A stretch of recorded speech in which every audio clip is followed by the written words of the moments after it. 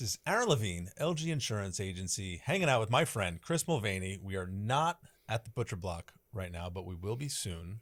We're here on the Who You Work With Matters podcast because I love the people that I work with and I spend time with because I can always learn so much. And I know you have a lot to share here. And just making sure this is not your first time behind the microphone. I've done this a few times. You're okay with this? I'm okay with this, yeah. All right, very comfortable. We don't have to go and I don't have to ask you any weird questions to get you pumped up and psyched. You can ask me whatever you want. So CMDS is your business located in Colts Neck, New Jersey. I want to get into a little bit of backstory. Then we're going to take this into a couple directions. I remember the first time we had lunch, you connected me with a pretty cool book, Psycho-Cybernetics, I think was the title of it. Yep. And we talked about a couple different things, and I'm just glad to be able to get you here to have a conversation, and we'll see where it goes. So tell us a little bit about your business and how you got started, and then I want to hear about the building that you have going on. Yeah, sure. Cool. So I started the agency in 2002. Prior to that, I worked at out of school. I went to Monmouth University and then started at Polo Ralph Lauren doing men's polo sport brand development. So I was developing brand identities for future clothing lines. Okay. I was a little different, metal musician, baggy pants, long hair, believe it or not. They didn't really care for me too much over at Polo Ralph Lauren. Power lifter. I wasn't too much into lifting at that point, but okay, all right. When I was 38, 39, I got into lifting. But I was a metal musician. So didn't really fit in. I quit without a job, and 2 weeks later was picked up by Saatchi & Saatchi, which at the time was the world's largest advertising agency. Did a lot of brand development for Saatchi, and I always had an interest in digital. But this is way back in the day when, websites were kind of brand new. Right. So that's how old I am. It's dating me right now. But what dated you is when you said you didn't start powerlifting till you were in your late 30s. Right. Yeah. Some people think I'm in my late 30s. That's what dated you. You look like you're in your late 30s right now. Yep. Yeah. I'm 48. Yep. It's crazy. It goes fast. But yeah, so I started in 2002 doing a lot of website development and actually building applications for clients, so programs. And I learned a lot about business process, from that whole experience. The website development stuff is boring, right? Like almost anybody can do it, right? You can go on and build a crappy website yourself on GoDaddy or any of those sites. Yep. But what interests me about you is your approach to the branding and organizing and the processes and the functionality of how the website is going to have somebody have a brand or a business stand out from the competition. Yeah. Our approach is a lot different. So since then we've evolved quite a bit. As every new digital tactic came out, we were at the forefront of it. So when social media was brand new in 2004, we were on it. We were communicating on behalf of brands and forums and blogs. When paid search was brand new, we were doing it, and we learned a lot from working closely. Like I've worked with over 1,000 businesses. It's crazy. So, when we have direct communication with CEOs, and me being inquisitive, you learn a lot about, hey, what was your challenge? Or how did you overcome that challenge? Right. And then you take that learning and give it to the next guy, right? So today, we don't really call ourselves so much of a marketing agency. We call ourselves a business breakthrough agency where we help reinvent and reignite brands at their core. So our average client is, anywhere from 10 to 150 million. We have a couple of $1 billion a year accounts. Our sweet spot's the 50 million. And the process usually starts by understanding who they are as an organization and what challenges they have internally. Right. And how can we make you remarkable? Why do you exist? Why do you do what you do?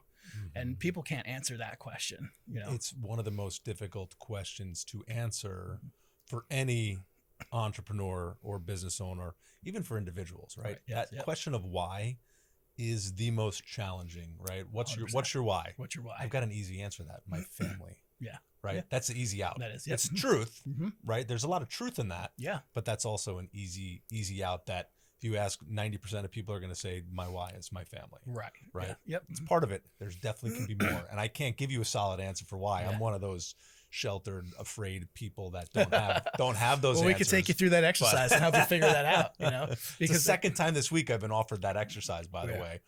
from a whole nother perspective of a different style business coach, a strategic coach. I also interviewed a friend of mine who's out in Oklahoma. She's in the strategic coaching space. Right. And I interviewed her because she said something, it was about listening with intent is where we started our conversation about, just listening skills. And I'm like, I want to do a video with you. Let's shoot a video. And then it turned into, we were going to go do like a 3-minute real short video, a real REEL or a YouTube short. And it's like, let's keep going. And we went on for 35 minutes, just it's easy. Continuing the conversation around EQ and listening and all the things. Answering that question of why is a tremendous challenge. The book I'm reading right now, I think it's called Your Next 5 Moves by Patrick Bet-David, talks a lot about. Chapter 1 is defining yourself. Right. Because if you don't know yourself and what you want, how are you going to get to that next level? Yes. So pretty cool. So keep going with your check that one out. Yeah. I'll check that one out. But yeah, so once we understand the organization at their core, and in some cases, like, they've been doing this forever, family owned, second, third generation, they don't have the drive or passion. They don't even know what their why is, because they've acquired this business just from, being the third generation. So we understand, where they're at. We look at opportunities to reinvent them. So what could we do to make them unique or different? And then we use marketing to drive awareness to this new approach. So in some cases, they don't have reoccurring revenue. How do we help them create a reoccurring revenue model or productize a service? So, like our social media package, we don't ever call it social media. It's called the Maven Growth Method. It's more than posting on social. Right. Like, we're engaging with our clients' prospects on their behalf. We're liking and commenting on their posts. We're taking prospect lists from them and connecting with them. So, it's more than just, posting and creating great content. It's this full 360 approach. It's about putting yourself in the client's shoes, right? Like, what do you want as a person? And if this is what I want to treat my clients the same way. I want to be treated, right? And do everything I possibly can to actually see success or a result. Right. And it's the same thing, right? I want to connect with great business owners and thought leaders in our local community, interview them here, right? This is my forum that I get to hang out on, share that message, expand my network at the same time. And then, oh, by the way, when it comes to your risk management and audit help and figuring out ways to reduce your insurance premiums, that's when I want to come into play. Yes, I want to sell you insurance policies, but we want to talk about the risk and the reduction of risk and how that can relate to your total cost of reduction for your overall business, right? We're going to reduce your expense, period. And yes, insurance is a line in that expense, but we're going to figure out how to use it to maximize the impact of it. Right. And it's very similar. You hit on it first, like listening, right? So it's actually listening to the client's problem, right? And then you come up with a great solution that offers. Well, in my world, every client's problem is my insurance is too expensive. Right. Yeah. But that's not the real why, right? It's going back to that why. It's like, how can we go a little bit deeper into that, to get out of that initial just, I only understand the one line on the policy and on the invoice, and it looks like it's too much money, so it's too much money. Let's make it lower, And in some cases, it could be written completely wrong, right, by a previous agent. Yeah, I've seen that. I've experienced that. I've got a call tomorrow morning with a mid-sized business, and they just don't understand what the heck is going on. And he's like, my premium went up by $40,000 this year. I got no explanation from the agent. I'm like, well, there's an explanation somewhere. We just have to figure it out. Right. We have to understand what it is first. And I spend a lot of time defending other insurance agents on how policies are written and what they're doing, because it's not always their fault. Yeah. We want to be able to, but now that also helps me elevate, because then I can take the time and explain things that other people can't, and maybe explain them in a different way, which is the same thing that you're doing. You're helping to get that message out in a way that the normal person can understand it, right? Who your target is. We want to recode this so that your target understands the message in a different way. Right. So that's exactly what you're able to create, as opposed to just, we're going to create a website, we're going to do some social media, and you're responsible for your own engagement. Which goes by the wayside very quick. Right. 100%. Yeah. No, it's definitely important to put yourself in the client's shoes, understand where they're at. And, we've both been through a lot in our industry, right? So experience teaches you a ton, Right. and you can help somebody based on an experience that you've previously had, just by unlocking that, little bit of knowledge. Right. So that's, kind of like what we do in a nutshell is we help brands reposition themselves and then achieve extreme growth. So why the heck did you start powerlifting? So it's Olympic weightlifting, a little different. What is it? Right? All right. So what's the difference between powerlifting and Olympic weightlifting? So first I was a CrossFitter starting at, 2013. I was one of those hardcore. I drank the Kool-Aid. And I decided to focus more on Olympic weightlifting. My coach was like, you're good here. You should focus on it. And Olympic weightlifting is 2 lifts. So it's the snatch and the clean and jerk, wide grip. And then, clean and jerk is 2 lifts, clean and the jerk. I got really good, really fast, competed in a few national competitions, placed second. Awesome. I qualified for worlds. I was training. I took home some medals on the way, and then I injured my back. And it was an old injury that really like popped out and hurt me pretty bad. But I went to Colombia, Medellin. I got some stem cells, and I feel great. Okay. So it's been 2 years. I'm completely cured there. I have some other issues now. My hips are bothering me, so I can't throw 300 plus over my head anymore. But so the squat rack in your office, is it being used? Yeah. Yep. Yeah, it is. So I used to own a gym actually in my basement in my office. Okay. So I have 6,000 square feet in Colts Neck, beautiful building. It was a spa before I bought it. So there's a lot of nice little amenities in there, all wood architecture. It's won some awards, excellence in architecture. And before I purchased it, 2015. And then when I got injured, I love the sport so much. I opened up a gym called M Barbell. Okay.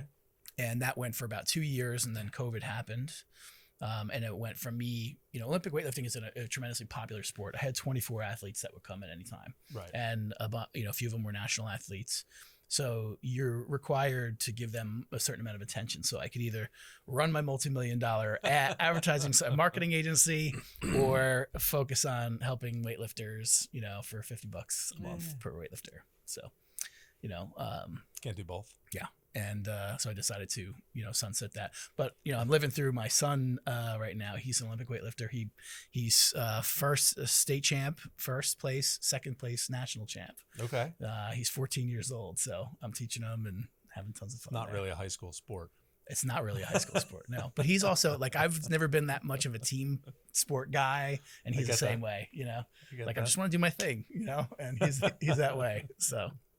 When I got really into sport, it was triathlon was my sport, but was really into my mid 20s is when I really started racing and getting heavily involved in triathlon. Then I think when I got married, that's some serious stuff.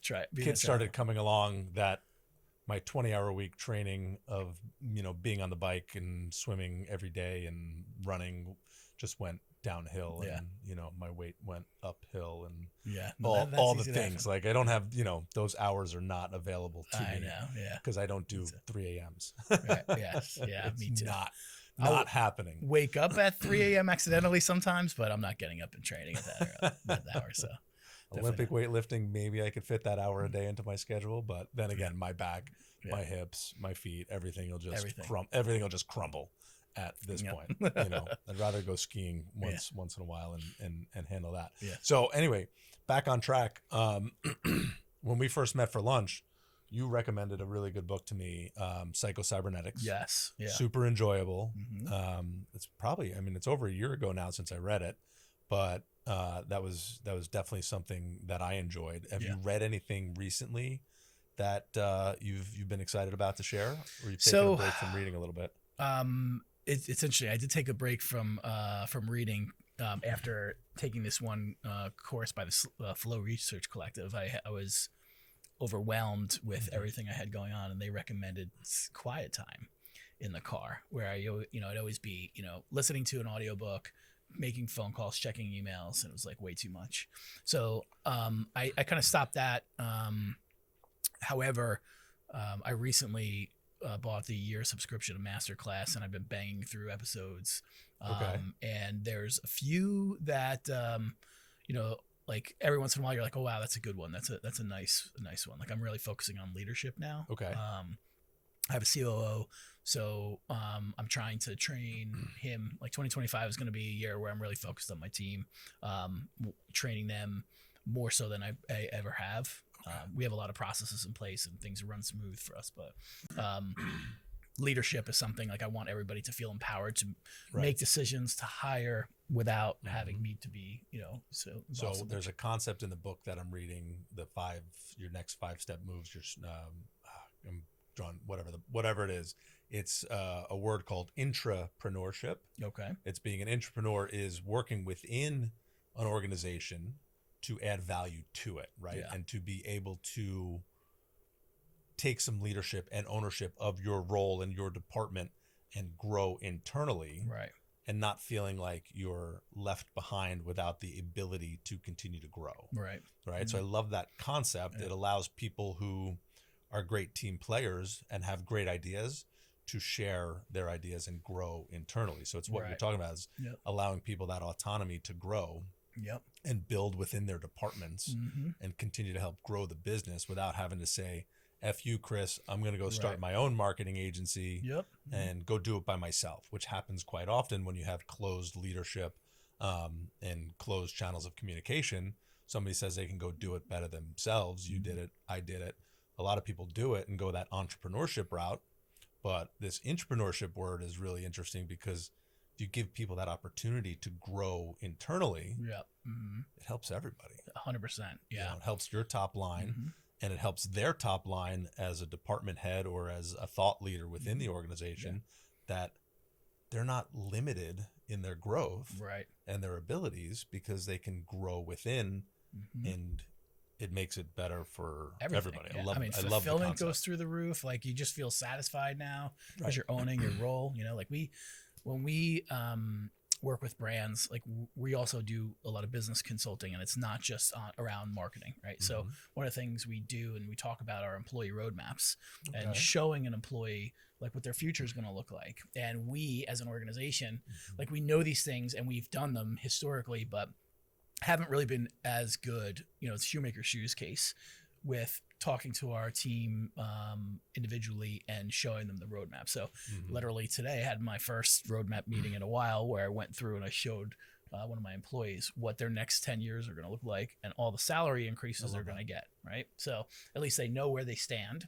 They know that there's opportunity for growth. And then each stage or phase within their career shows what kind of requirements there are to meet that and what type of like courses or education they're going to need in order to excel at that role. That's awesome. Yeah. So I love it. We've got Caitlin behind the camera right now. She's like, I'm going to start developing that roadmap for the agency and there you go. see where we can go. She's privy to all the secrets because she's behind the camera listening to these conversations. Yeah, that's great. So I bet the rest of our team is not going on YouTube and watching these. Right. Yeah. If they were smart, they might. Yeah.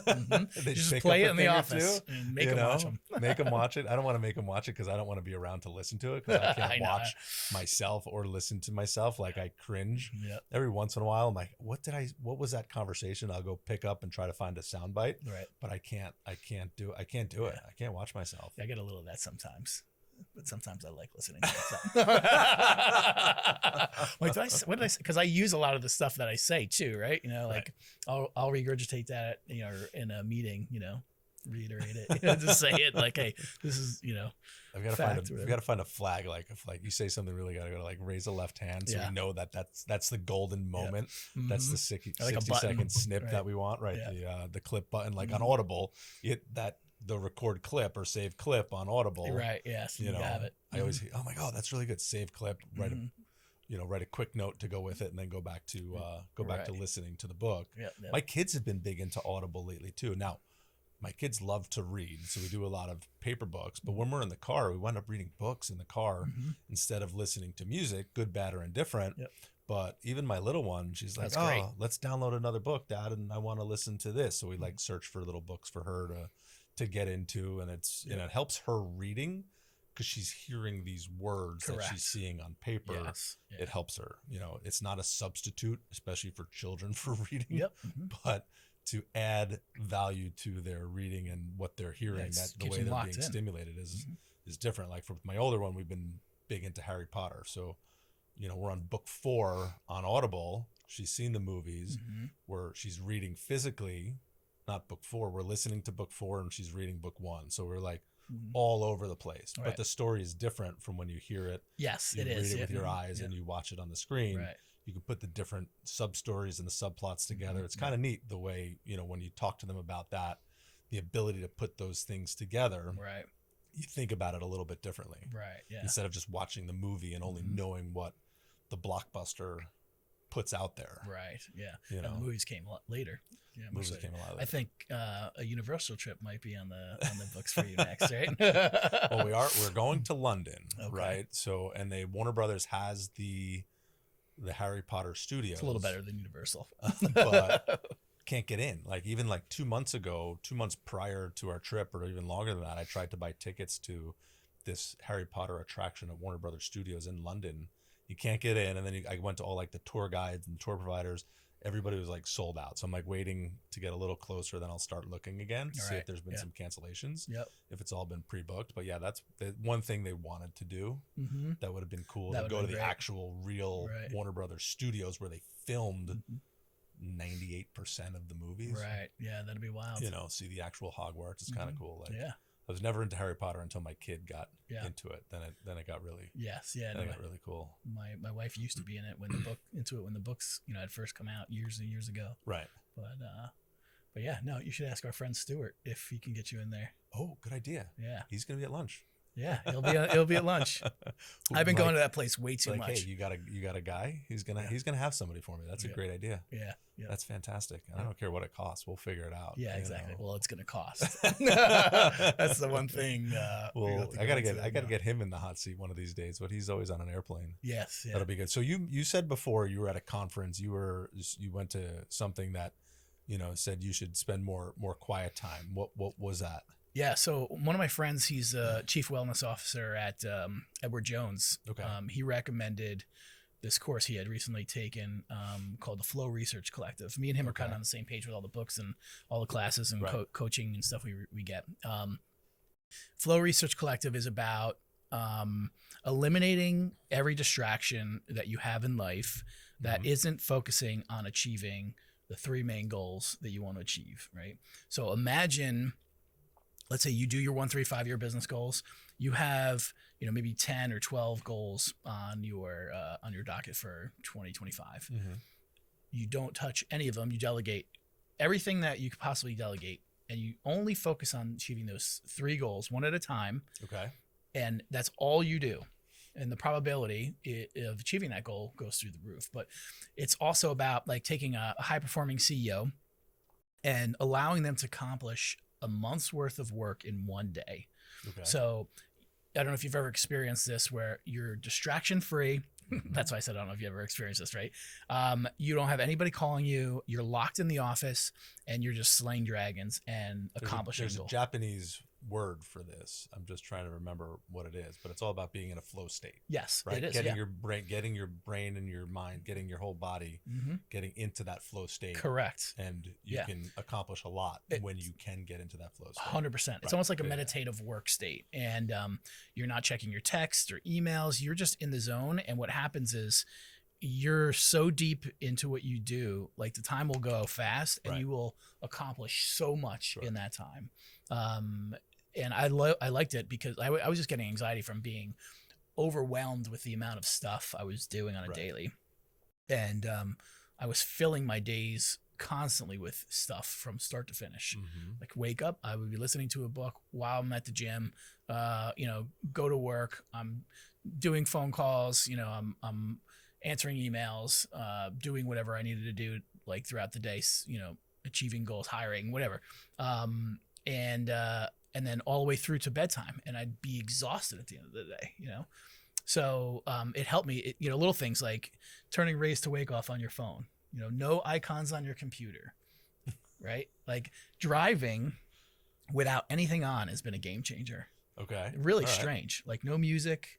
But I've been doing that for about 2 years now. Like except for recently when I bought Masterclass, I literally bought it on Black Friday. I've Right. been You got the $99 binging. deal. Yes, yeah, it was like $8 a month if you prepay for I the spent year. so much money between like that Black Wednesday because all the sales start the whole week Right, through yes. Cyber Thursday, like because it's a week long. Right. They left it to a day we'd all forget, and all the Yes. retailers would make a lot more money. So I'm glad they keep it. I spend so much money. Like I buy socks for the family, Right. Yes. one time per year. Yeah. Because they're on sale. Yep. Steep discounts. Like, what do you need? We're going to buy it. Yeah. You know, kitchen utensils. We're going to buy them everything. on Black Friday.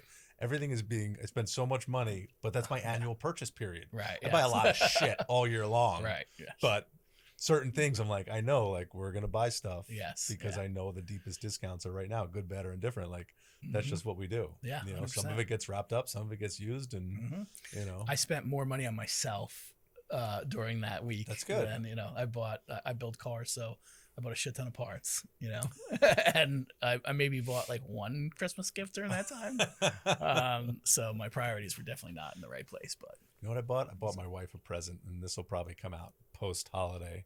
And I'm usually bad at buying gifts because she's shopping enough anyway. Yeah, there's always my wife stuff. too. It's like, what the hell do I even get Like, you? you have don't even everything. need anything. Yeah. But I sponsored a big event over the summer, and we sponsored the VIP area, and we had a champagne station with a champagne saber. So we were sabering champagne bottles during this summer, fundraiser, and it was That's awesome. a blast. Yeah, fun. So I bought my wife a pretty cool Saber? champagne saber Nice. to put on the counter. So There like you go. cool gift, like something I'm like, she'll appreciate it.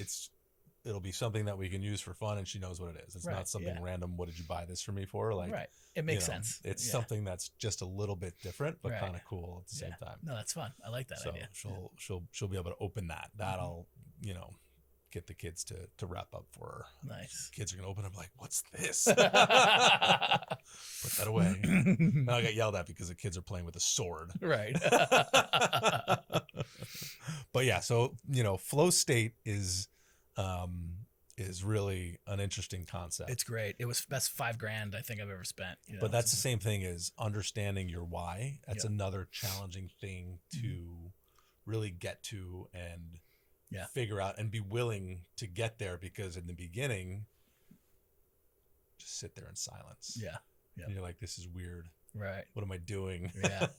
Yeah. No, I Until would you love understand to. where it can get you, and if you can get to that next level, Mhm. I think it's really cool. It changes everything when you know it. Like, because then you have purpose, and Right. then you're driven based on purpose, and then the team around you also has purpose. you See, know? I'm driven based on chaos. Yeah. I thrive in chaos. Yeah. I do a little bit of that too. Right. So Yeah. how do you go from chaos to flow, Mhm. or is flow a state? Is chaos a state of flow? I don't know. You might be able to go deeper in chaos when you've used flow, if that makes sense. There you You go. know, Okay. like, because then you know when you can pivot and when you can say no. Like, Right.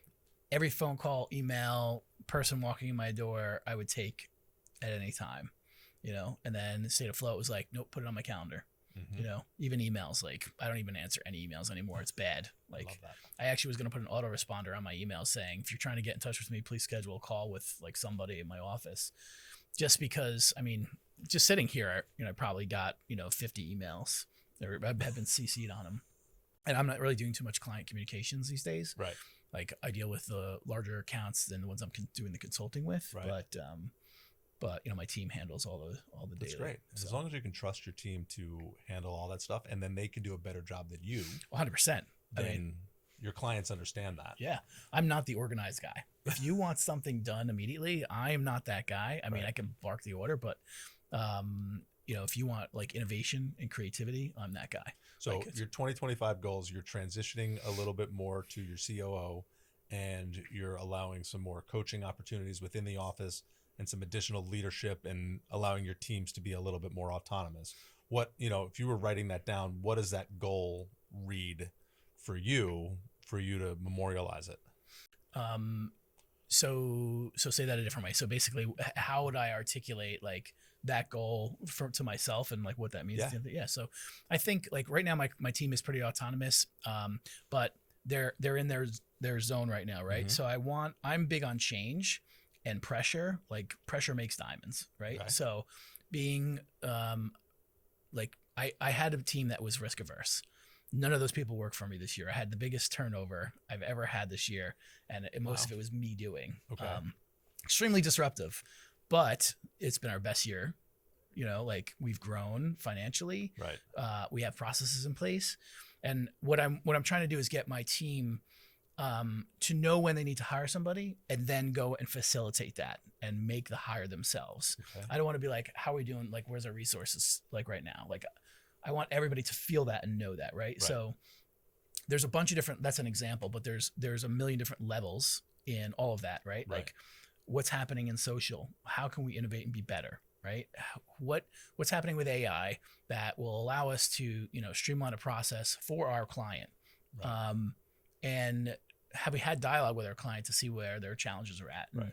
I don't want to ask any of those questions. You want your teams to be understanding and going after cheaper, faster, better. 100% all the time. and like maybe lose a little sleep at night because they're thinking about the client, you know, like I care too much and I want everybody else to care too much. I love that. So let's take this and translate it into a message of giving for anybody that is going to be watching this, right? So we're going to take this next 60 seconds and it's going to be, our most watched reel on Instagram of 2024, right? So take that. How do we shift our mindset and move our teams into whatever we're just talking about? Yeah. So I'm essentially going to coach my team up to empower them to make great decisions and be okay with failure and fail forward and take all those responsibilities that they've been given to use to improve the lives of our clients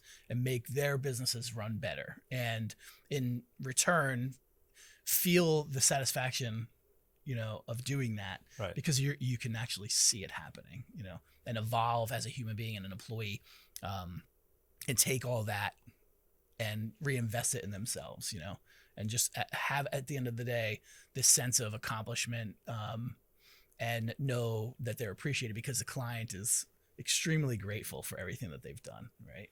So I think that's I want all of my employees to feel that, and some of them do, I think some of them do. Some of them are too busy because they're doing the stuff, right? But we get lost in the stuff. You get lost in the stuff, and that's okay too. And there's certain people that's what they are. They're the stuff doers, right? But seeing how all that ties up to the big picture is pretty powerful, and it's funny, interesting. I thought about this the other day. Up in my loft in my office, you've been there. We've changed so many lives, like legit. And the clients will tell us like, wow, we didn't even know this was possible with our business. And you've changed our life over a period of time. And my employees have been part of that, and they don't know because maybe like I've told them, or they see in a testimonial video from a client, but like how much magic has actually happened up there in that loft. And they're in there every day, sitting there in a meeting and like not feeling and realizing that, but it's all pretty wild, like the kind of stuff that we're doing and how everybody is really a big part of change, Yeah, I think that's super important. I think we're going to take these last 2 minutes of this, and we have our full team coming in 2 weeks, and we've added quite a few new people to my team as well recently. And I'm going to share this clip with everybody, and I think you should do the same. Yeah. Yep. Right. Like it's just sharing it in public and making it and putting it out there. I think it's pretty cool. And definitely through the camera, you can't feel the emotion, but I have a little bit of goosebumps listening to you talk about, the passion that you have behind what you're doing and how you're empowering your team. And I think it's awesome. Thank you. And I can't wait to continue to watch you grow and see where things go. And I'm glad to have you here on the podcast, and I can't wait to come down to the dungeon and do some squats with you and then get on the microphones out of breath and see what happens. That sounds good. We'll do it at the same time. There'd be a lot of heavy breathing, unfortunately. We'll turn the game down a little bit. Right, exactly. Chris, thanks so much for joining me. I appreciate it. Thanks so much, brother. I'll see ya. Yep.